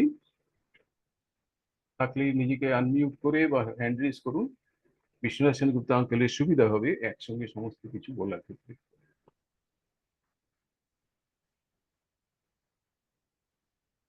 সেনগুপ্ত আঙ্কেল, আমার মনে আছে আপনি অলরেডি আগের কোনো একটা পাঠ্যক্রম অনুসরণে যোগসূত্রের অষ্টাঙ্গ যোগের উপরে আপনি কথা বলেছিলেন। তো আজকে আবার এই চ্যাপ্টারের মধ্যে এই বিষয়গুলি ফুটে আসছে, এবং এখানে একটা পাদটিকায় আছে যোগসূত্রের বিভূতি পাদের উপরে কথা বলা আছে, যেটা হচ্ছে সার্বজনীন সহানুভূতি। এটার উপরেও যদি আপনি আপনার অভিমত ব্যক্ত করেন, এবং আপনার মনের মধ্যে যা আছে, যা পাঠকদের কাছে যাওয়া উচিত, আমাদের কর্ণগোচরে যাওয়া উচিত, সেই সম্পর্কে আপনি আপনার অভিমত ব্যক্ত করুন। প্রথম প্রথম হচ্ছে তো, যোগ হচ্ছে একটা বিদ্যা। আমি যদি সেই বিদ্যার কথা আমি হয়তো আগে বলেওছি, আমি যদি ওই অ্যানালজি নিয়ে বলি, পদার্থবিদ্যা হচ্ছে একটা বিদ্যা। আর পদার্থবিদ্যার নোবেল লরেট যারা, তারা হচ্ছে এক একজন দিকপাল গুরু, যে এই বিদ্যাটার এক এক দিক গুলো খুব ভালোভাবে উন্মোচন করেছে এবং অনেক ছাত্রছাত্রীদের ওই রাস্তায় নিয়ে গেছে। সেরকম যোগ একটি বিদ্যা। যোগ হচ্ছে সুপ্রিম।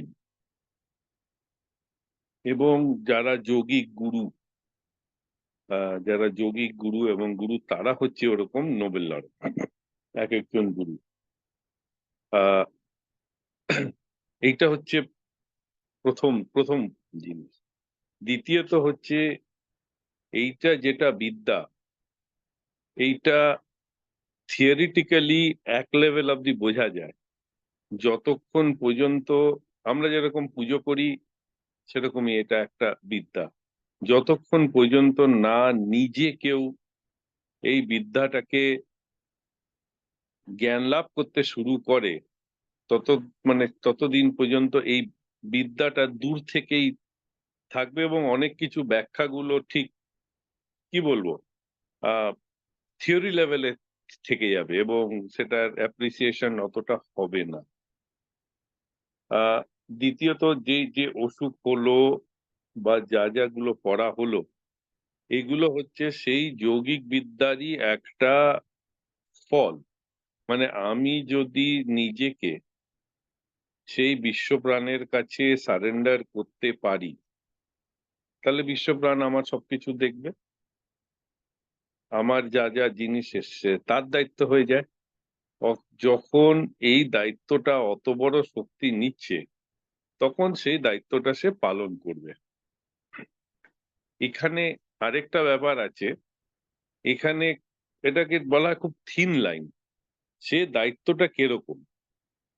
প্রথম হচ্ছে আমরা অনেক সময় বিশ্বপ্রাণকে ব্যবহার করি জিন জিন হিসেবে।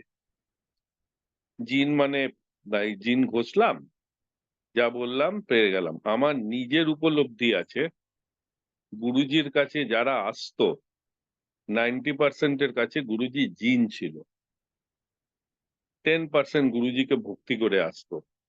90% লোক যারা আসতো এবং এখনো যারা আশেপাশে আছে পুরনো লোক, তারা সবাই নিজের স্বার্থের জন্য আসতো। 90% প্রশ্ন ছিল, আমাকে প্রমোশন দাও, আমাকে আরো টাকা দাও, আমাকে আরো বাংলা দাও, আমার বস আমাকে কাঠি করছে সেটা সমাধান করো, আমার এই অসুখ হয়েছে ঠিক করো।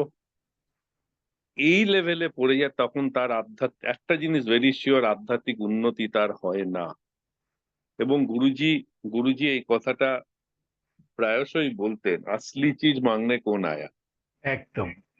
সবাই তো এটা আসছে, কিন্তু আমার কি দরকার, একটা হচ্ছে যদি আমি তাকে ছেড়ে দিই তো আমার আধ্যাত্মিক উন্নতি খুব তাড়াতাড়ি হবে। এবং মেন আধ্যাত্মিক উন্নতি হচ্ছে যে আমি আমি ঠিক সেই জ্ঞানটা লাভ করব।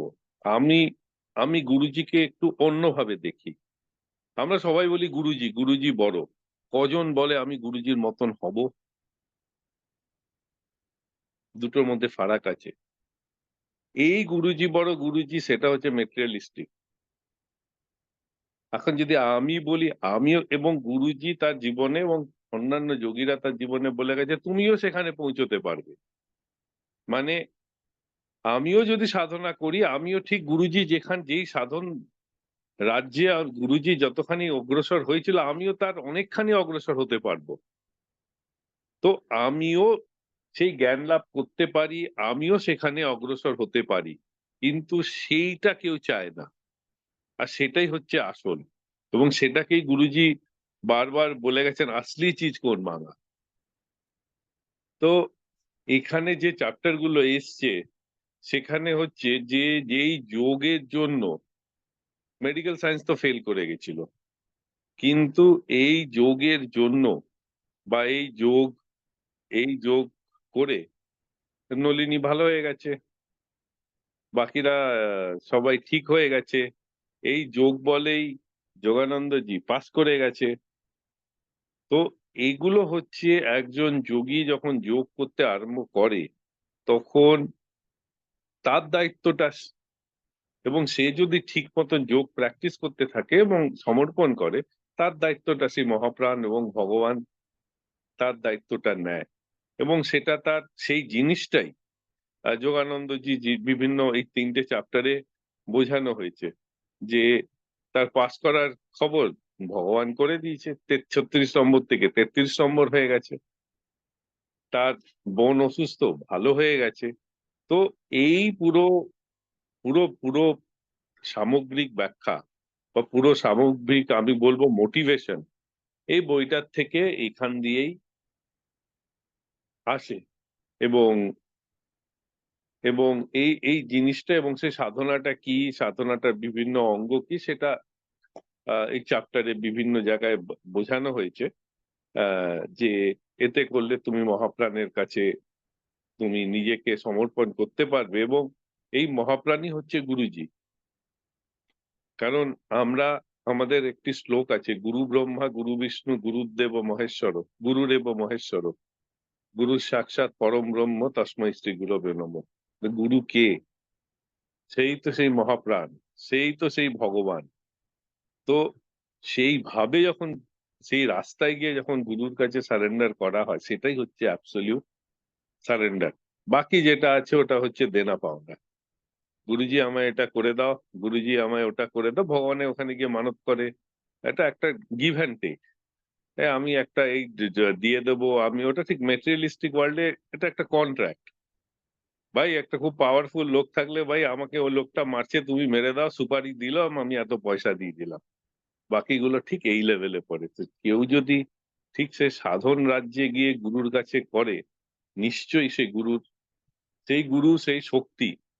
কারণ গুরু দেহ নয়, গুরু তো ব্রহ্মা বিষ্ণু মহেশ্বর, সবই গুরু।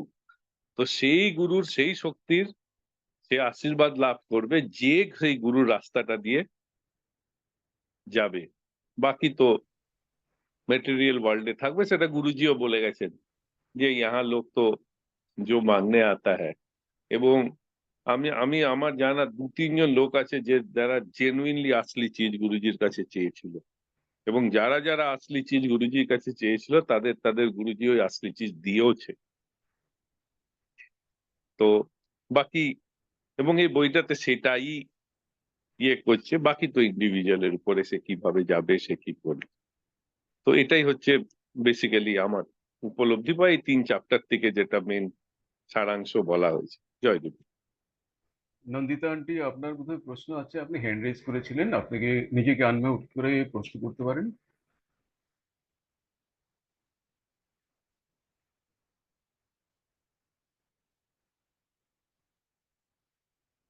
নন্দিতা আন্টি, আপনার প্রশ্ন থাকলে আনমিউট করুন।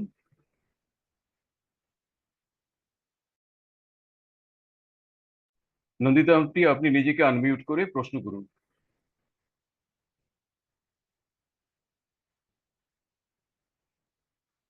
জয় গুরুজি, শুক্রানা গুরুজি। আপনারা শুনতে পাচ্ছেন? হ্যাঁ হ্যাঁ, শুনতে পাচ্ছি, আপনার প্রশ্ন আচ্ছা, বলুন। জয় গুরুজি। আহ, সব সাংগাতের সবাইকে জয় গুরুজি, এবং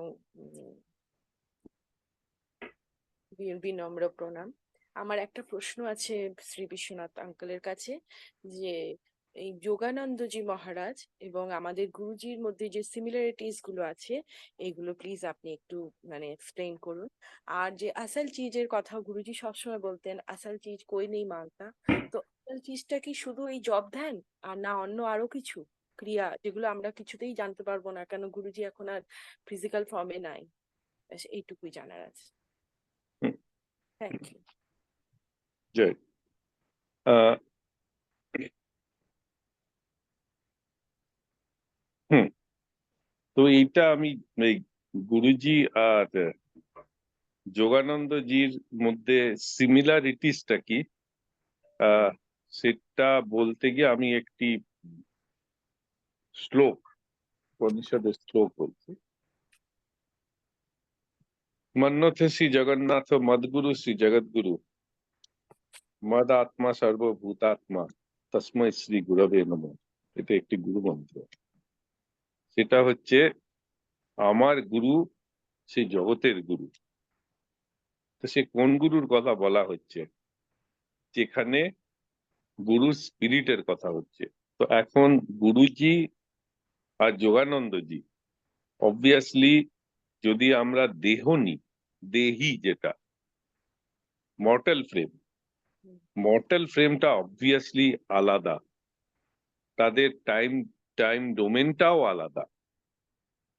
তো কিন্তু সেই যে স্পিরিট, সেই দুজনের স্পিরিটই তো সেই পরম ব্রহ্মর পার্ট। তারা দুজনেই সেই ভগবান লাভ করেছেন, বা সেই পরমাত্মা বলুন, মহাপ্রাণ বলুন, মহাপ্রাণের সাক্ষাৎ করেছে, দুজনেই করেছে। আর যখন দুজনে পরমাত্মা বা সেই মহাপ্রাণের সাক্ষাৎ করেছে, সেখানে গিয়ে তো দুজনেই এক। সেই জন্য বলা হয় মদ্গুরু শ্রী জগৎগুরু। এবং আমি যে শিষ্য, তার আত্মা, সেই আত্মাটাও তার পার্ট। এখন আমি সাধনা করে সেই আত্মার সঙ্গে মিলিত হতে পারি। তো যদিও বা মর্টাল ফ্রেমে যোগানন্দজি বা গুরুজি মহারাজ তারা আলাদা মর্টালি, কিন্তু স্পিরিট লেভেলে, আত্মা লেভেলে, চেতনার লেভেলে তারা দুজনেই এক এবং অভিন্ন। সেই জন্য আমাদের শাস্ত্রে বা শ্লোকে এই জিনিসটাকে বোঝানো হয়েছে। তো যেই যোগানন্দ স্পিরিট লেভেলে, সেই গুরুজি স্পিরিট লেভেলে, সেই শ্রীরামকৃষ্ণ স্পিরিট লেভেলে। এবং যেহেতু শ্রীকৃষ্ণ গীতাতে বলেছেন আমি বিভিন্ন বিভিন্ন সময় বিভিন্ন দেহ ধারণ করে আসি, সেই দেহই তো একজন, সেই একটি দেহই তো ধর যোগানন্দ, সেই একটি দেহ গুরুজি, সেই একটি দেহ রামকৃষ্ণ। সে তো দেহ, কিন্তু চেতনা তো এক। হুম। তো তো চেতনাতে সবাই এক।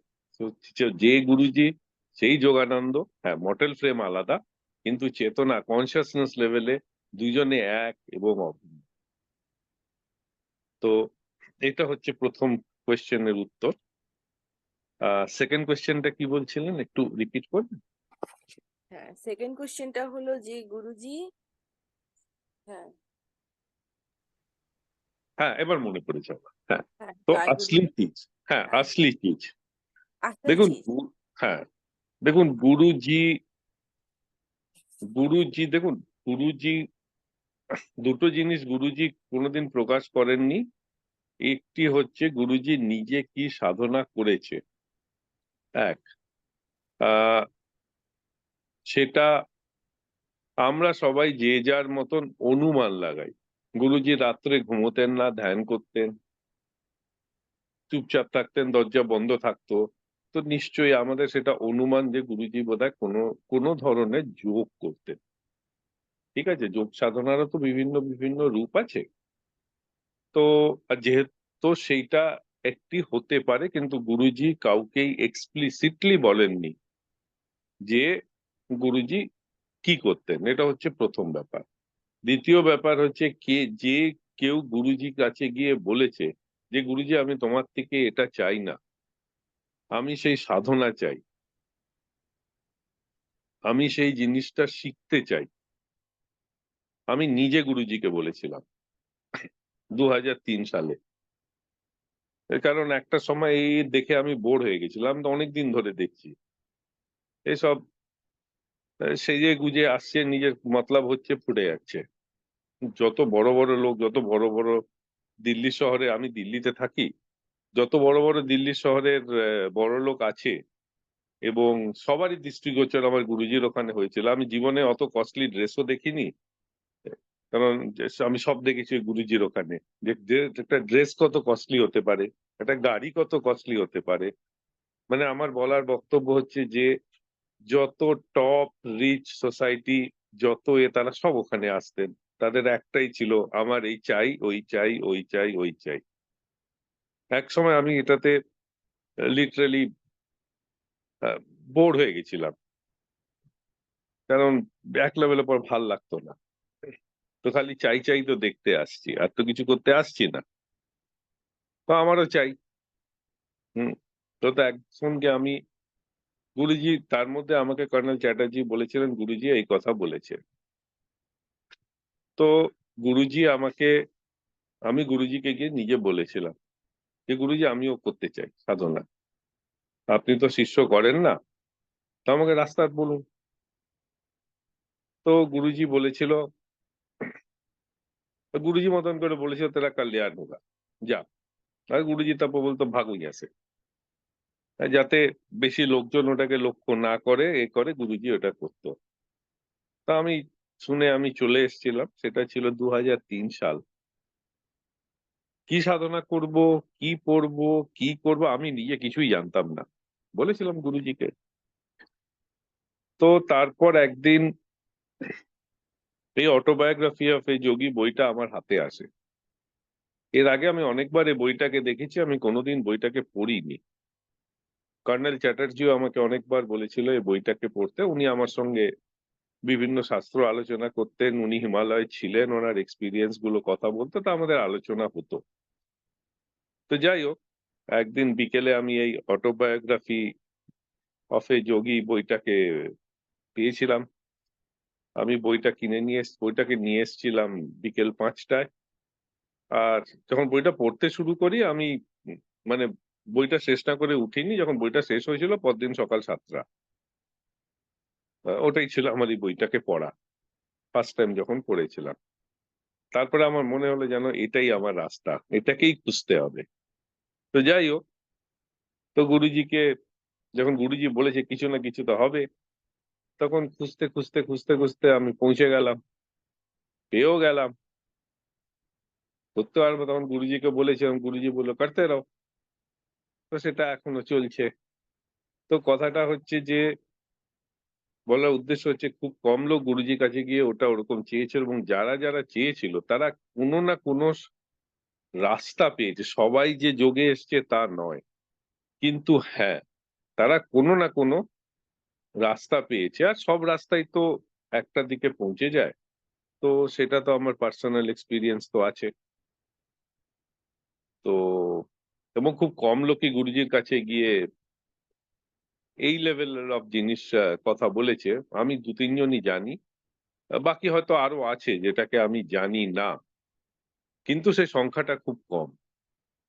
99% কেন, আমি 99% আমি বলতে পারি তারা গুরুজির কাছে আসতো পার্সোনাল। আনসাল ফেঁসে গেছিল নিজের ওই কি বলে এই সাবিত্রী উপহার সিনেমাতে ফেঁসে গেছিল, সে আসতো এখানে, তাকে কোর্ট থেকে তাকে কেস থেকে তাকে ইয়ে করে দাও, বার করে দাও, এ করে দাও। তো এরকম জাতীয় জিনিসই বেশি আসতো। তো সেই জন্য গুরুজি আক্ষেপ করে তো বলে তো ছিলেন। তো তো কেউ যদি মনে প্রাণে চায়, এখনো আমি বিশ্বাস করি গুরুজির কাছে কেউ যদি প্রার্থনা করে রাস্তা ঠিক পেয়ে যাবে। সেটা তো তার কাজ। আমার কাজ হচ্ছে প্রার্থনা করা, প্রার্থনাটা তো করি। কেউ যদি গুরুজির কাছে সাচ্চা মনে প্রার্থনা করে, তারপর দায়িত্বটা গুরুজির হয়। এবং আপনারা নিজেরা চেষ্টা করে এক্সপিরিয়েন্স করতে পারেন, রাস্তা তো সে দেখাবে। তো এই নয় যে গুরুজি এই প্রথম এই যে কথাটা আমরা বললাম না, গুরুজি যে দেহে নেই, গুরুজি গুরুজি তো স্পিরিট, সে তো এখনো বিরাজমান। তাকে ঠিক করে ডাকলে তার সাড়া নিশ্চয়ই পাওয়া যায়। কিন্তু হ্যাঁ, আমাদেরকে ঠিক করে ডাকতে হবে, মন থেকে ডাকতে হবে। তার জন্য পুজো আচ্ছা বা কিছু দরকার নেই। কেউ যদি কোর অফ দি হার্ট গুরুজিকে ডাকে, গুরুজিকে বলে যে আমি সেই জিনিসটা জানতে চাই, আমি সেইটা পড়তে চাই, আমি তোমাকে পেতে চাই, সেই স্তরে গিয়ে আমি তোমার শিষ্য হতে চাই, গুরুজি রাস্তা দেখাবে। তো কেউ চেষ্টা করে দেখুন, দেখবেন ঠিক গুরুজি রাস্তা দেখিয়ে দিচ্ছে। তার জন্য গুরুজির এই মর্টাল ফ্রেমটা দরকার নেই। মর্টাল ফ্রেমটা বেসিক্যালি অতটা ইম্পর্টেন্ট নয়। গুরুজি তো চেতনা, গুরুজি তো সেই স্পিরিট। সেই স্পিরিটটাকেই তো আমাদের পুজো করতে হবে, সেই স্পিরিটটাকে আমাদেরকে প্রার্থনা করতে হবে। তো সেই স্পিরিটটাকে করি, নিশ্চয়ই পাবেন। আশা করি আমি আনসারটা দিতে পারলাম। জয় গুরুজি মহারাজ। অসাধারণ বাগ্মিতার মধ্য দিয়ে বিশ্বনাথ আঙ্কেল আমাদের আধ্যাত্মিকতার অর্থ কি এবং গুরুজিকে কি করে লাভ করা যায়, গুরুজি কে, সেই বিষয়গুলি খুব প্রাঞ্জল ভাবে আমাদের সামনে উপস্থাপন করেছেন। অসংখ্য ধন্যবাদ। এবং আমি জাস্ট এটাই কামনা করব যে আমাদের এই রেকর্ডিং গুলো যেন সমস্ত বাঙালিদের কাছে পৌঁছে, বিশেষ করে এটা যেহেতু বাংলায় পাঠ করা হচ্ছে, এবং সবাই নিজেদের আত্ম অনুশীলনের পথে সমৃদ্ধি লাভ করবেন, নিশ্চয় করে এটা বলা যেতে পারে। অনেক অনেক ধন্যবাদ বিশ্বনাথ আঙ্কেল। আরেকবারও ধন্যবাদ। আজকের পাঠে যিনি অংশগ্রহণ করেছেন বর্ণালী ভট্টাচার্য আন্টি, ধন্যবাদ। আজকের এই অনুষ্ঠানে যারা যারা অংশগ্রহণ করেছেন সরাসরি শুনবার জন্য, এবং পরবর্তী সময়ে যারা এই রেকর্ডিং এর মাধ্যমে আজকের অনুষ্ঠানের রিডিংটা শুনতে পাবেন, গান গম্ভীর মন্তব্যগুলো নিতে পারবেন, তাদেরকেও ধন্যবাদ। আজকের এই অনুষ্ঠান সম্পন্ন করার জন্য, পাঠের অনুষ্ঠান সম্পন্ন করার জন্য গুরুজি মহারাজকে অনন্ত ধন্যবাদ জানিয়ে গুরুজির কাছে আজ্ঞা নিতে চাইবো আমরা। জয় গুরুজি মহারাজ।